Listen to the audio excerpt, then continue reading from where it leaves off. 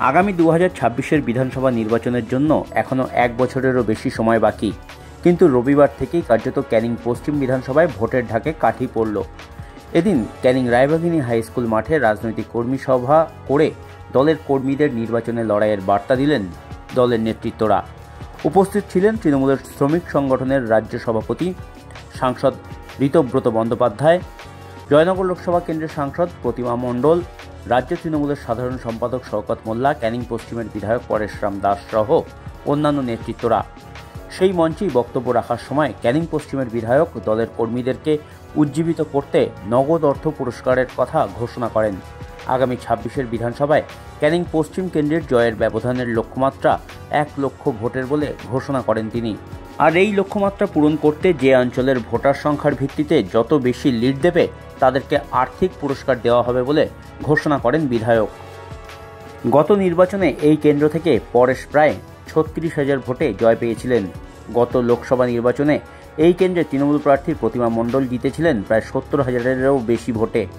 আগামী 26-এর বিধানসভা নির্বাচনে এই কেন্দ্র থেকে পরেশই যে টিকিট পাচ্ছেন সেটা এক প্রকার নিশ্চিত।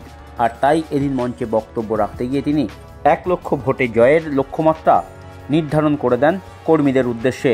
আর সেই 1 লক্ষ ভোটের লক্ষ্যমাত্রা নির্ধারণের পর তিনি কি বললেন শুনুন একবার। 2021 সালে 36,000 সামথিং, 2024 সালে দিদি 70,000 প্লাস। আমাদের টার্গেট এবার কত বলুন তো? জনগণ কত? 1 লাখ টার্গেট। সেই 1 লক্ষ আমরা সবাই পারবেন তো?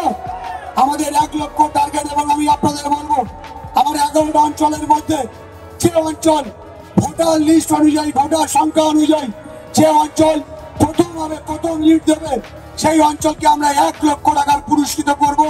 ক্যানিং আপনারা জানেন স্পোর্টস কমপ্লেক্সে আমরা মিটিং করে নির্বাচনের পরে, এবং দ্বিতীয় যে হবে তাকে 75,000 টাকা, এবং তৃতীয় যে হবে তাকে আমরা 50,000 টাকা পুরস্কার করব।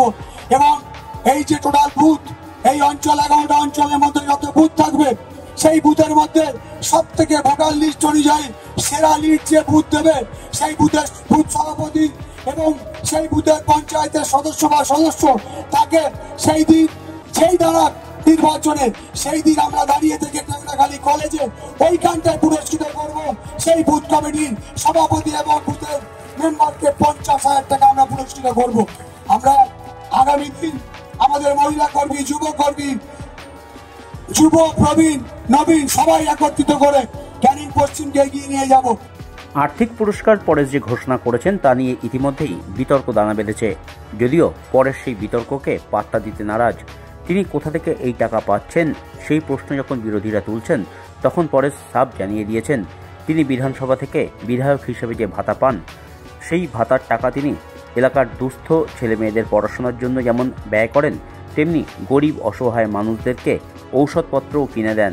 আর চলতি বিধানসভার শেষ ভাতা যা তিনি পাবেন সেটাই কার্যত দলের কর্মীদের হাতে তিনি উপহার স্বরূপ তুলে দেবেন।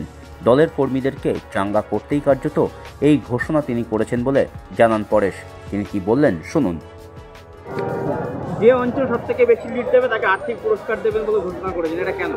প্রথম কথা হচ্ছে, আজকের আমাদের তৃণমূল কংগ্রেসের কর্মীরা যেভাবে 2021 সালে তৃণমূল কংগ্রেসকে এবং আমাকে যেভাবে দুহাত তুলে ভোট দিয়ে জয়লাভ করেছিলেন, তাদের জন্যই অন্তত সরকারি আমি একটা ভাতা পাই প্রায় 1,20,000 টাকা। আমি সেই ভাতা লাস্ট যে টাকা প্রথম দিন থেকে যে টাকা পাই সেটা আমি গরিব মানুষদের, ছাত্রছাত্রীদের এবং ঔষধপত্র গরিবদের দিই। লাস্ট যেদিন বিধায়কের ভাতা হবে সেই ভাতার টাকায় আমি অবশ্যই করে তারা পুরস্কৃত হবে, তাদের পুরস্কৃত করবে। এটা কি আরো বেশি ভোট যাতে লিড হয়? স্বাভাবিক। দেখুন, কর্মীদেরকে একটা কম্পিটিশন তো করতে হবে। মুখ্যমন্ত্রী মমতা বন্দ্যোপাধ্যায়ের নেতৃত্বে এবং অভিষেক বন্দ্যোপাধ্যায়ের নেতৃত্বে যে উন্নয়ন, যে সংগঠন ককবক করছে সেটাকে আরও এগিয়ে নিয়ে যাওয়ার জন্য কর্মীদের মনোবল বাড়ানো। এলাকার গুরুত্বপূর্ণ খবর পেতে পেজটিকে লাইক, শেয়ার ও ফলো করুন। পাশে থাকুন সুন্দরবন.com-এর। সাবস্ক্রাইব করুন ইউটিউব চ্যানেলটিকে।